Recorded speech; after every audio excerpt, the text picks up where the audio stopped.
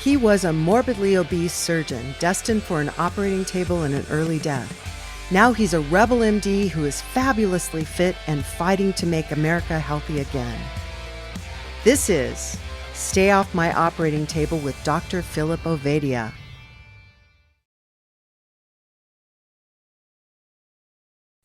Hey, thanks for joining us, folks. It's Stay Off My Operating Table with Dr. Philip Ovadia. We have a returning guest who, first of all, I just like this guy anyway because I like listening to him talk. But I also found out reading his new book that he and I have something in common, which hopefully we'll talk about a little bit later. Our guest today is Doug Reynolds. Thanks for being here. Oh, wow. Thanks for having me, and thanks so much. All right. Yeah, I can't wait to hear what you found in common with Doug based on the book. I'm excited for that. We'll definitely get to that. But yes, very excited to have Doug back. I think many people in our audience are familiar with him. Doug has been really one of the, I would say, organizing fathers, founding fathers. I'm not sure what the right proper term is within the metabolic health movement as it is. No, chief. Yeah. Chief, maybe that's a good one. But he, runs what I think are some of the best conferences around metabolic health through Low Carb USA. And that's one of the things that we'll be talking about is the upcoming meeting. But more so, the reason for having him on is his imminent book release that I'm very excited about. And having gotten a preview of the book, what I would say is that it's going to add a new perspective, I think a unique perspective on the metabolic health movement. And so we're going to be excited to talk about that and get that into the hands of people. So before we get into all of that, Doug, why don't you maybe just a little bit of the brief background for people that perhaps didn't hear your prior episode, just who you are and how you got into all of this. And then we can maybe start talking about what was your motivation for writing this book now as part of all that you've done in the metabolic health movement? Yeah, thanks, Phil. So I think you already introduced me, man. So I'm Doug Reynolds, and I run two organizations, Low Carb USA and the Society of Metabolic Health Practitioners. That is a nonprofit that kind of came about because of what we were doing with Low Carb USA. And I often, at my opening talks at each of these conferences that we do, I kind of tell the story of how I got into the keto thing and low carb and how that eventually became an idea to put on a conference to teach other people about it. But I kind of always start at the point where I received this email about ketones being better than glucose as a source of fuel. The guy was actually trying to sell me exogenous ketones, but I didn't even know. I was 50 something at that stage. And it was like, I had never heard of a ketone. I don't know how, but I hadn't. And so I started studying this, and they were a brand new company. And by the time I buried myself for 3 weeks, and by the time I got to a point where I thought, okay, I'm going to try this, they had run out of product already. And then I thought, why don't I just do the diet instead of taking an exogenous substance? And that's how we got started. I mean, and so I tell that story and how that I saw the changes and eventually decided I wanted to put on at a conference to try and teach other people what I hadn't known in all those years. And that's how eventually, I'm trying to say it in as short a time as possible, but that's how Low Carb USA came about. We put on the first conference. You can read in the book when I go into details that a lot of people, most people don't even know about the dramas that we had in trying to put that first event, the first couple of events, in fact, on. But as I said, the story always started from the time I got this email. But I'd always thought to myself, that I was an electrical engineer, or that had become a software engineer. And now I'm sitting running these organizations that are teaching practitioners and people about the therapeutic benefits of carbohydrate reduction. Like, how on earth did I end up here? Life is strange. Yeah, but then I started to think back and I think about my life, and you guys have read the book now, and it's been pretty interesting upbringing and stuff, and I think that had quite a lot to do with it, but also so many of the things that I didn't go into detail in the book about, but all the businesses and projects and stuff that I tried over and over again through my life that just pretty much always were dismal failures. But I feel like the takeaway from what I learned from each one of those, I didn't ever not get up again. And I just learned what I needed to learn from that experience and moved on. And I think it all culminated in that moment when it literally was the moment, because I'd already started to think I wanted to put this on, but I needed to put some feelers out. And I ended up having a discussion with Gary Taubes because I'd asked him if he would be interested in speaking. And it was like an inquisition for about an hour because he wanted to. That's not the impression I got from the book. It sounded like a kind of a cordial conversation. It was, no, it was. But I always, when I introduce him to the stage at our events, I often say it was like I'd asked to marry his daughter. He said to me afterwards, he said, genuinely, I've been invited to speak at other places, and literally a handful of people showed up. And he said, they still paid me my fee, but it's not good optics, for me or them. And he said, I just wanted to be, which is why it was a conversation for an hour, because he wanted to get a feeling of who I was and whether he felt like I could actually do a good job at putting this thing on. And at the end of it, he said, sure, if you put this thing on, I'll come and speak. And that was the moment. I put the phone down and I looked at Pam. I was on speaker and she was listening. And I said, shit, we got to put this thing on now. Yeah, I just got back to work and started making it happen. And you had a quote in the book from Winston Churchill. It's so good. But we might as well say that, but it was like, you can't make this up. And I literally, after I chatted with Pam for a little bit and went back to work, and I remember it as being the very first email that I opened, but it might not have been. It might have been a few emails into it. But I opened this email and he had this thing that used to generate a famous quote that he put in the footer of his emails automatically. And that quote by Winston Churchill was the one that was in the email that he had just sent me that I opened up. Well, I think it'd be worthwhile to point out, first of all, that Churchill's second most famous speech was actually given in America, where he said, never give up. And then this line that you quoted from the book, there comes a certain moment in everyone's life, a moment for which that person was born. That special opportunity, if he seizes it, will fulfill his mission, a mission for which he is uniquely qualified. In that moment, he finds greatness. It is his finest hour. And it was so powerful to me that here you are, what most folks would consider on the backside of life, past what is statistically the midpoint. And by your own confession, with a string of near successes and maybe absolute failures in your background.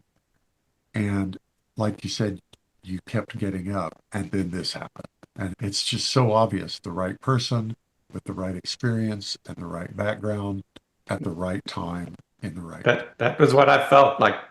Everything that I'd been through in my life positioned me to have that conversation with Gary that day and then make a decision to go ahead and actually try and make this happen.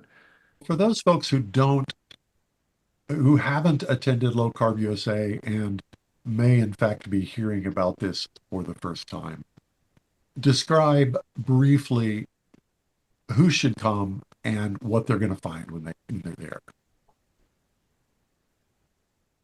I'm very adamant about this, and I've had to fight people off about it in certain times, but it needs to be, in my opinion, open to everybody. Okay, so that because there's so many patients, people out there who are reading about this, wanting to do it, wanting to learn about it because their doctors and their families and their friends won't help them. And I've found that a lot of them, because they're doing all this self-study, they know as much about this as any doctor, right? And so they can sit in and listen to Dom D'Agostino talking and understand at least a lot of what he's saying. And I don't ever want to exclude those people. But at the same time, our main focus is to try and educate practitioners about this. And that's why we have continuing education credits available to try and encourage them, give them even more reason to come. And so that's why I can't remember where I was going with this, but Who should come and what should they expect? yes, anybody who's interested in finding out about whether this might be something for them, whether it's personally or in their practice. And then more and more people are hearing about this, but there's so much rubbish on the internet at the moment about it that nobody really knows what's true and what's not. And to come here where they know they can find a source of information that's totally legit and totally reliable is what we kind of offer. And as I said, anybody is welcome, but medical practitioners especially are our target. Yeah, and this is one of the things that keeps me coming back to your conferences and really has been so great about them is that mix. And I can think back to the first time I attended Low Carb USA when I was really, I guess, sort of on the precipice between those two. Yes, I was a heart surgeon, but I was going through my own health journey and learning about, going to the Low Carb USA is really what got me thinking about how can I integrate this into my professional life. I really went more so because of my personal life and what I was at that point experiencing from low carb and trying to learn more about it. But ultimately, obviously, it's become, a major focus of my professional life. And, that's why I enjoy the conferences, keep coming back, honored to be speaking again this year. And actually, that's sort of what I'm talking about this year is how I've made it a part of both my personal and professional lives and how everyone in the audience can do the same, whether you're coming at it as a professional or, just someone who's trying to integrate low carb. We're going to kind of talk about how to do that from both aspects of it, but it really is something unique. I've really, to be honest, stopped going to traditional medical conferences, the ones that I used to go to around heart disease and surgery, because quite frankly, I find them uninteresting because they don't do this, right? They completely exclude the patients. They're all for the practitioners. And I think not having that is really a detriment. I certainly applaud you for having the insight from the beginning to do that because it's not intuitive, right? Usually conferences are sort of one or the other, and this goes across different areas, right? But they're either professional or they're sort of, selling services, I guess you could say, right? Aimed towards the consumer or aimed towards the professional. It's rare that they get combined like this. Yeah, no, I appreciate that. I have had battles a couple of times about sticking to my guns about that. And funnily enough, though, when down the road, when we created the nonprofit, the SMHP, I had this board of directors and we basically put the board together and we were now deciding what this SMHP thing was going to do and who it was going to serve and the memberships were going to work and all of that kind of stuff. And I remember wanting to bring that same argument to the table. Like, this needs to be for everybody. It needs to be, it's for all practitioners, but not just the doctors. It needs to be the health coaches and all the other people that make this team of people that are required to help patients to be able to stick with this. And I'm so used to other things and other places where there's this elitist attitude but especially amongst doctors, where and I'm sorry to generalize like this, but sometimes feel like they're better than other people. And I didn't want that to be the culture in this organization. And so we had this board meeting, and I was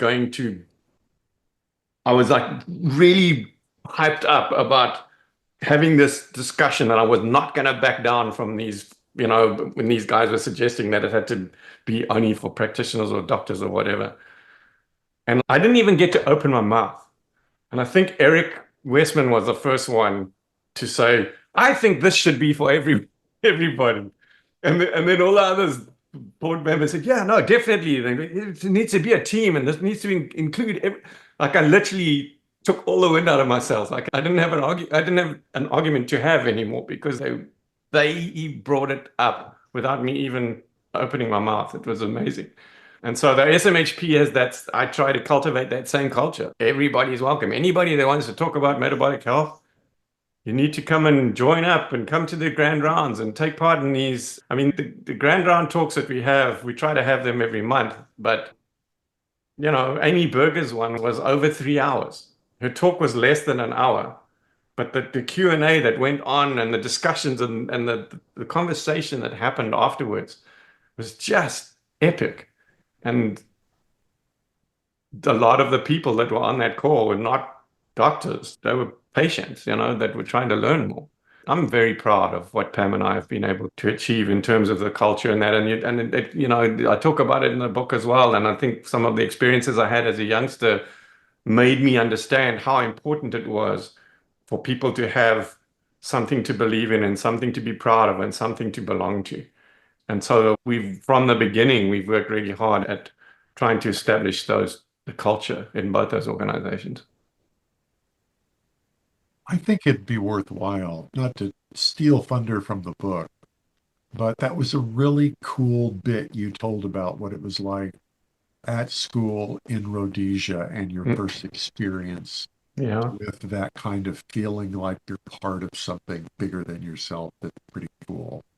I think if you describe that, it would give folks an even clearer idea of the culture you are culturing at SMHP. Yeah, the schooling there is a little bit different. They have like primary school and high school, senior school. And so the first 7 years you're at primary school, and then you go to high school, and it's 5 or 6 years, depending on whether you do only M levels or A levels as well. It's the same sort of academic structure as they have in schools in the UK. So I went to high school. Now I'm in Form 1, so it's like the first year in high school. So I'm a real junior. And everybody participated in some kind of sport all the time. And so rugby, obviously in the rugby season, was huge. And I remember the rugby, we started training and everything, and it started coming up to the time when we had our first matches against another school. And we were kind of told leading up to that it's on a Saturday. Our match was going to be early in the morning because we were youngsters. But then we had to stay the whole day and watch the senior teams later in the afternoon. So basically it took up your whole day.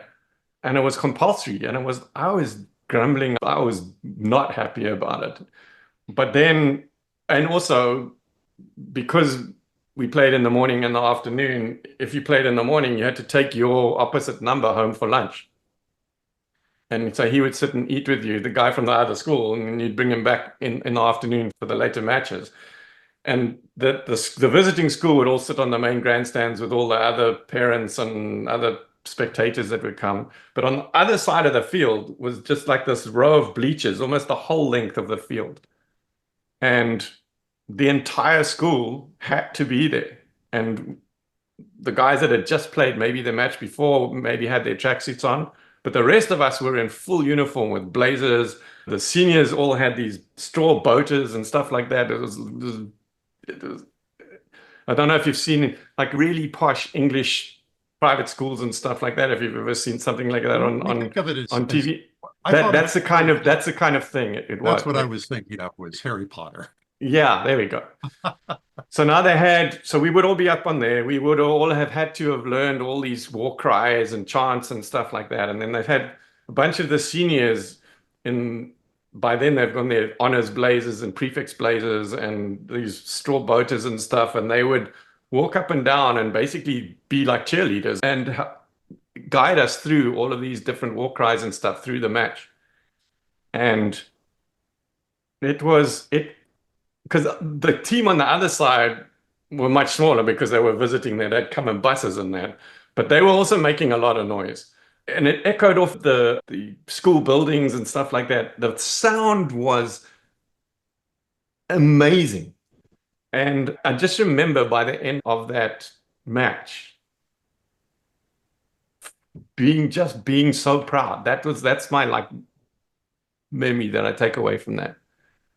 And I think I said in the book, like I never ever complained again about having to show up to these things. We wanted to be there. We couldn't wait for it because it constantly gave us that immense feeling of pride and belonging. And I think that, I had some experience of that through university as well. And that stuck with me. And it really hammered home how important it was that people had something to belong to. So that's why we've worked so hard at it. And when a culture is built on common values, shared aims, shared goals, the level of emotional satisfaction is significantly higher. And that's certainly true with this community of folks who are fighting the mainstream, who are swimming against the tide of conventional wisdom, but doing it from a position of practical experience. I'm currently preparing a video from my partners where I'm sharing with them what I've learned about metabolic health, how to avoid being in the 88% of Americans who are metabolically unhealthy, and what to do to get out of it and stay out of it. And it's extraordinary. I think you mentioned just a minute ago, it must have been in the book. You went to dinner with somebody and you were kind of tired of talking about therapeutic ketosis because it was beginning to feel a little bit like maybe a religion. Mm-hmm. And you found that your guests were eager to continue talking about it. And that's, I think we're at an inflection point in this. Is it a movement? I don't know if it's a movement or not, but something has changed. We've gone from being a voice crying in the wilderness to a bigger crowd to we're kind of moving into town now. And folks are not thinking we're freaks. No. And I know Rob Sivers, who's mentioned in the book as well, and he's also on our board of directors at the SMHP. And from when we first established that, it's always was a big thing for him was that we're providing this place for metabolic medicine for those practitioners to exist. But he saw that the unity was what was so important. It is so important to him because as we unify all these splinter groups and these people that have been out in the wilderness for so long, and we bring them all together, now we're starting to develop power in numbers, And so we want to be able to stand up and make a noise about the US dietary guidelines and have a voice. But when we were all splintered, we didn't have a voice. Each of us, like harping on about stuff, didn't go anywhere. But as we get bigger and we unite, we now have a voice. And I don't know, the possibilities of the government being a bit more open in near future to at least listening to this conversation is possible now. And I know of people in our community who have been approached to come and talk about it. I got an invitation to go to, I think it was, this is a metabolic and endocrine round table or something like that I got invited to come and not only that, I was invited a couple of months ago, and I got an email again today reminding me like, hey, you didn't register. Are you coming? We really want to see you there. And it's literally the 2 days after the Boca event. And so I'm spinning, trying to work out how I'm going to change flights and all of that kind of stuff. And they're even offering to pay for my accommodation and travel to be there. And I'm not even a doctor, I don't know. I think that speaks volumes. Right. Yeah, I man, think just right the place. acknowledgement that this is an issue, and it's an issue that needs to be discussed at the governmental levels, is just a huge step forward that obviously lots of people have been hoping for a long time, but to see that kind of coming to fruition now is a great step forward. And kind of going back to the Churchill quote and what you alluded to in the book about being, the right people sort of being there at the right time and being open to this, whether it's, in your own life or, then being willing to kind of participate in a movement around it. That's something that I think is so important that, again, the work that you've been doing and the conferences and everything, helps to propel that forward. Because like you said, it's very difficult to do things as an individual, as an island. And it's only when we come together as a community. One of the things that popped into my mind is, and I know we have a lot of talented members of the metabolic health community. I think we need a fight song, a war chant that we can all doing at the conferences, similar to the rugby games. I'm going to put that out there that I expect one of the talented members of our community to have that ready for Low Carb Boca this year. Was there anybody in the community who has experience like with South Africa and rugby who would be particularly qualified to prep the? I'm sure there's quite a few. Come on, Doug. I gave you a softball there, man. No, I can. I don't know. I'm not volunteering, that's for sure. But never say never. Who knows? We might, even if we don't come up with Boca, but at least by San Diego, we need to have something in place. I think that's a really good thing. A song that people can sing along to or something like that might even be something that'll work well. I'd like to ask you about head injuries. That was something I learned about you from the book. I suffered a head injury 2.5 years ago. That some of the things you were describing, problems with short-term memory, problems finding exactly the right word, knowing you know the word, it's right there.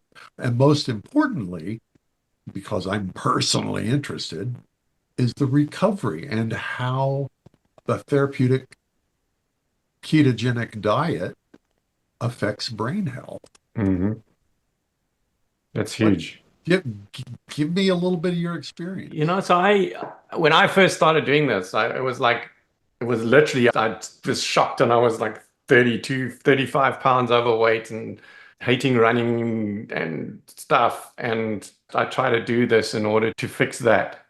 But all these other things started to change as well. And just physical recovery was a big thing. Like I was saying, I would after the 90 minutes martial arts training the night before, I would be crawling to the toilet the next day. Whereas after this, I could bounce out of bed and go for a run. And then I just found physical recovery was just hugely improved. But then you're talking about just from an exertion, from running or from a lot of exercise, and how quickly you recover from that. Especially as I was, at 50 at that stage, you expect to be slowing down. And I'm fitter and stronger now than I've ever been. It's amazing. But even more powerful than that was when I started to realize that I was going blank less often. I mean, and it's happened to me even in this podcast already, but it used to happen all the time, and it happens a lot less frequently now. And struggling to find words still happens, but it happens less frequently now. And and a lot of what Georgia E explained to me about was how it improves anxiety. So now we're going into the mental health side of things. And I mean, obviously, mental health has just exploded in the last 2 years with the Bazooki Foundation and everything, putting money into it and everything. That it's not just anxiety, but it's like many of the mental health conditions can see improvements and stuff from introducing this lifestyle into that equation. But for me, and I mentioned it in the book, I was so terrified of getting up on the stage or talking in front of my engineering peers or whatever like that, because I would always, and the more nervous I was, the more frequently it would happen. And so I hated doing a presentation or something like that. But once this happened, I didn't, it wasn't the fear, the anxiety went away. And to the extent of when I put on our first conference, one of my things on my to-do list was to find an MC, but I never found anybody that I thought would be appropriate, And in the end, I thought, you know what? I can do this, And yeah, I was nervous, but I got up there, which I would never have done before I started with this lifestyle. Never. And I went for a couple of events before I actually did go blank. And I was introducing Georgia E to the stage the first time it ever happened. And I had some anecdote or something that I wanted to talk about her, and it just went blank. And eventually I just looked at her and I said, Georgia, please just come up. And I ran off the stage. And when I got back on the stage, after when she had finished talking, I said, then I'm sorry about that brain fart, but nobody knew the story before that. I hadn't told anybody. Pam knew, obviously, and my very close friends maybe. And so I told everybody, I said, this is what happened to me. And the fact that I'm up here is a miracle. But it's got a lot to do with what Georgia taught me about the fact that it really does help with anxiety. And it helped all of you, I don't know, the low carb keto community seems to be a much more accommodating, nicer crowd than I've found anywhere else. And so I know that you're okay. If I forget what I'm saying, it's not a train smash. And that you're behind me and you're supporting me. And if I sit here and look like a deer in the headlights at some stage and someone in the front row just kind of remind me what I was talking about, and hopefully we can pick it up again. It's happened less frequently, but I'm also not anxious about it anymore. And so the two things together have had such an impact on my life in terms of just Right. I hadn't thought about that until as you were talking, a number of disparate pieces of information come together in my brain. Number one, I saw a recent research report that says that reports of loneliness are at an all-time high, suicide hotline calls all-time high. The number of just men, it wasn't men and women, but just men who report having zero friends in their life is at an all-time high. And then I thought, wait a minute, 2020, 5 years ago in March, the world shut down and people started sitting at home alone, probably eating crap, possibly eating more crap than they were eating before. And get into this vicious cycle of loneliness, isolation, bad food, and we now know the negative effects on your mental health, on your emotional well-being from this horrible processed food that we're learning to get rid of and throw away. It all comes together. And if you fix the food problem, a lot of the others begin to resolve themselves. Just as you were talking, that came to me. Oh my gosh, this is not just the last 60 years of misinformation from the government. 5 years ago, they forced us into our homes, separated us from one another, fed us a steady diet of lies, and isolation, and made us get our food delivered from whatever the name of that company is that delivers fast food for a Christian company. Yeah. Okay, well, For, tell us when the book's coming. Sorry, Phil, did you want to get something in before we talked about that? yeah, no, I was just going to say, my takeaway from all of that, though, and I think the positive that we can all use from that is that we have the power to change it. I think that's another theme that's, becoming apparent in this movement, in the metabolic health movement, right? Is it's not about waiting around for the government to give you permission, or even honestly your doctor to give you permission, or to guide you through this. It's about individuals taking their own responsibility in this, and that's something else I think kind of that you talked about, or as a theme in the book is doing this as individuals and then coming together as a community of right, and supporting each other. Yeah. But yeah, certainly let's get the details of the book and the upcoming release out there, and then the conference as well. Okay. One of my main reasons for writing this in the first place has become to try and reach out beyond our current sphere of influence. We put out emails and social media and all of that, but there's a sphere of influence that we have that it reaches, that's growing slowly. But with so many people, we need to reach outside of us, outside of there, that don't even know that we exist. And when this idea, this resurgence in the idea of writing this book, and the more I thought about it, it was like, if we can get it to a stage where it ranks well, and then it's going to get offered to people who have similar interests or whatever on Amazon, and those are people that normally would never have heard about us. So the organization, the publishers that came to me that eventually got this project going, part of their mandate, or the part of their contract, is that they guarantee you to reach bestseller status in at least one of the 3 categories that you can choose on Amazon, and they help you to market it and whatever to get to that point, and then now their contract is done. And one of the things that they've found to be very successful is to have what they call a virtual launch party, and get as many people as you can on there, and then have everybody go out and purchase this book at the same time. And that's something that triggers the Amazon algorithms or whatever to rank better than, if you get this big surge. I'm guessing, but somehow it's a good thing, they tell me.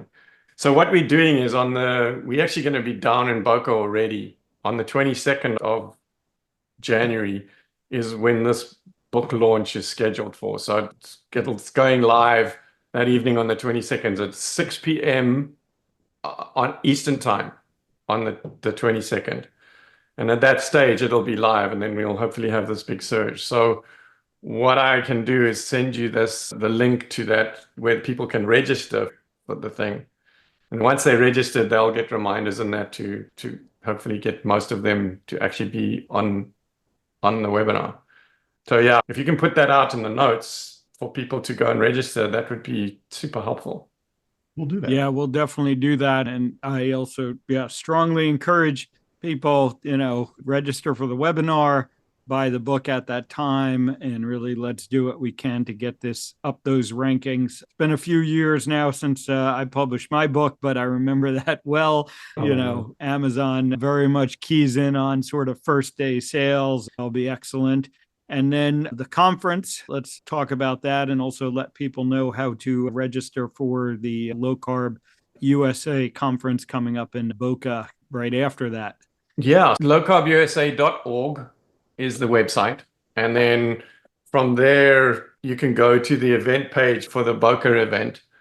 And on there's a button that says get your in-person or live stream ticket here. And you click on that, and it pulls up a thing. You choose which kind of ticket you want, whether you need a CME certificate or not. And I believe there is a place for a discount. So at the moment, We've had sliding discounts all since last year, but it's at the stage now where there's no discount. Everything's at full price. But I'll go and check and make one if it's not there. But I'm pretty sure that you already have a code. I think it's iFix Hearts. And I will verify that and send it to you to make sure that people can copy and paste so that we make sure that we don't misspell it or anything. But that'll give people 20% discount on the thing. And that's still a pretty decent discount. If you guys want to promote that, that would be awesome. Yeah, definitely. And it's for 4 great days.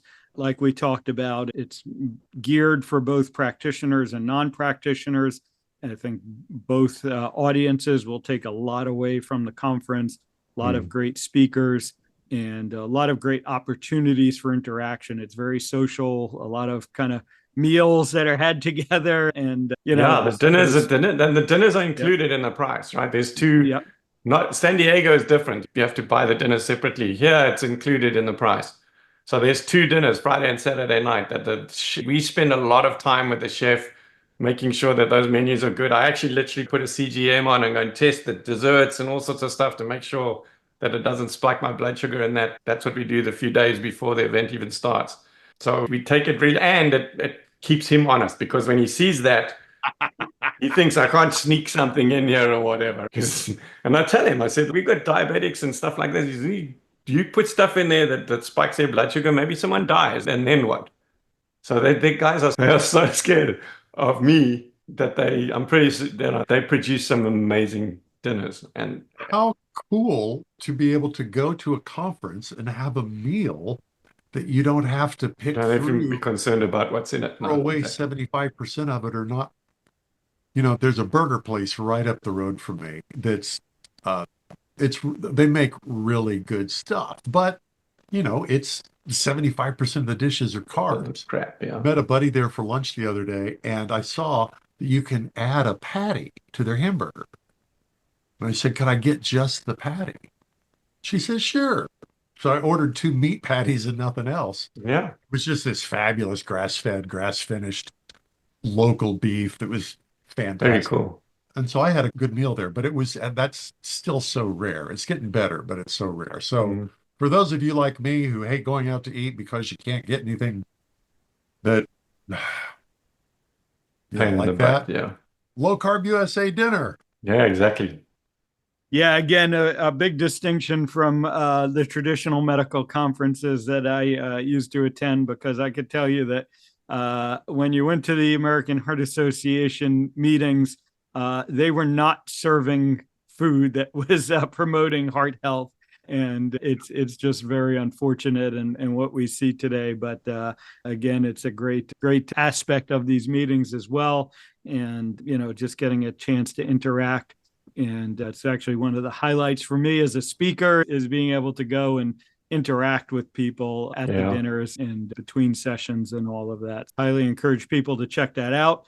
And again, the book, I don't think we ever mentioned the title of it, which is The Road to Metabolic Health. And we'll have all the information in the notes. And this episode will be coming out about a week before that seminar and the conference, that webinar and the conference. So encourage people to register for both. And like I said, people are really going to enjoy reading this book.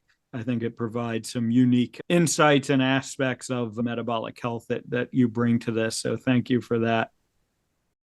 Thank you so much for doing this. And yeah, I mean, it was 2020 was the first time you came to Boca, right? Before the world shut down. Yep. It was And actually I remember somebody coming to me when I was sitting at the back and pointing at you and saying, "He's a cardiothoracic surgeon." Like, we were so excited that you were there coming to learn about it. And look where you are now from that first meeting. It's pretty amazing. I thank you for everything that you do as well. All right, this has been Stay Off My Operating Table, Dr. Philip Ovadia, and our guest has been Doug Reynolds of Low Carb USA. Thanks for joining us. Check the show notes for contacts and discounts, and we will talk to you all next time. Chances are you wouldn't be listening to this podcast if you didn't need to change your life and get healthier. So take action right now. book a call with Dr. Ovadia's team.